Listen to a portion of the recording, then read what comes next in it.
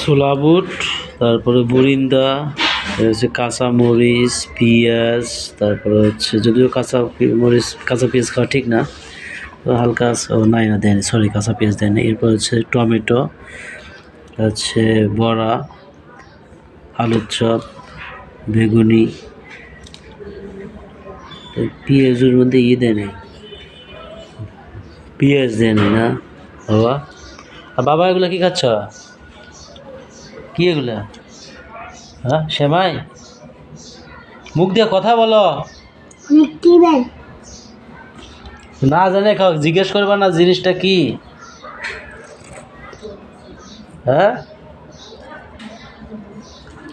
তোমার এখানে রাখছি, এগুলো রাখছি, এগুলো খাওয়া ঠিক আছে?